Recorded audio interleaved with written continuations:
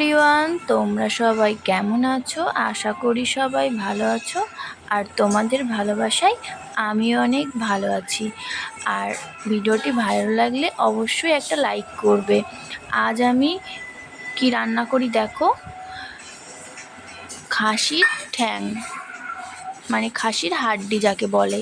তো এই দেখো, আমি পেস্ট করে নেব সব কিছু, জিরে, আদা, রসুন, ঝাল সব কিছু, পেঁয়াজ একসাথে মিক্স করে নেব।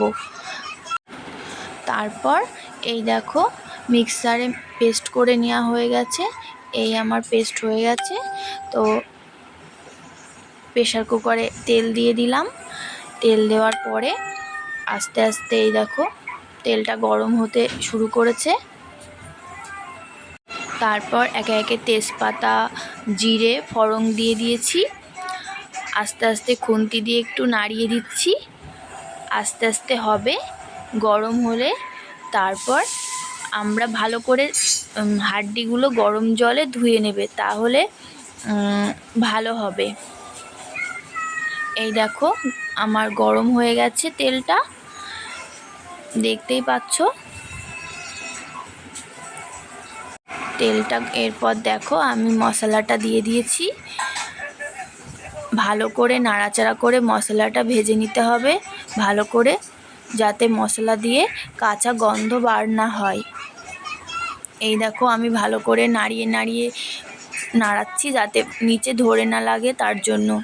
এই দেখো ভালো মতো ভাজা ভাজা হয়ে যাচ্ছে মশলাটা। এরপর একটু লবণ দিয়ে দিলাম আর একটু হলুদ দিয়ে দিলাম। যাদের ক্যালসিয়ামের প্রবলেম, যাদের ক্যালসিয়াম কম, তারা কিন্তু এই খাসির ঠ্যাংটা ভালো করে প্রেশার কুকারে সিদ্ধ করে তোমার খেতে পারো।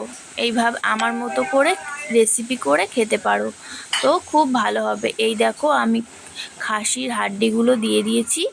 তো এই দেখো ভালো করে নাড়াচাড়া করছি।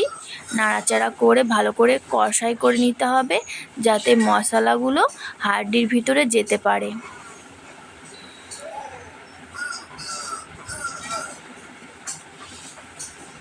এই দেখো আর একটু যেটা জল ছিল ওটা আমি দিয়ে দিলাম মিক্সারের বাটিটা ধুয়ে। তো এই দেখো আর একটু নাড়াচাড়া করে নিচ্ছি। একটু ধরে লেগেছিল, ওই জন্য একটু মশলার জলটা দিয়ে দিলাম। তারপর ভালো মতো কষিয়ে নিচ্ছি। আমার কষানো হয়ে গেছে। এই দেখো একটু জল ঢেলে দিলাম, যাতে স্যুপের মতো হয়, একটু যাতে খেতে জিনিসটা অনেকটা সিদ্ধ হবে, তো তার জন্য মাংসটা ভালো মতো সিদ্ধ হবে। হাড্ডিগুলো কিছু না হলেও তোমরা 25-30টা সিটি দেবে, যাতে হাড্ডিগুলো ভালো করে সিদ্ধ হয়। প্রেসার কুকারের ঢাকনাটা লাগিয়ে দিলাম।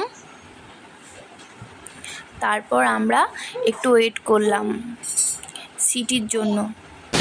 এরকম আমাদের সিটি দিয়ে দিয়েছে।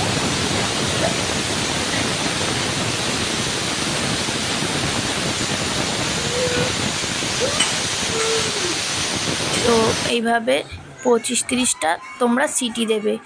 তারপর দেখো মাংসটা হয়ে গেছে, কত সুন্দর হয়েছে দেখতে পাচ্ছ।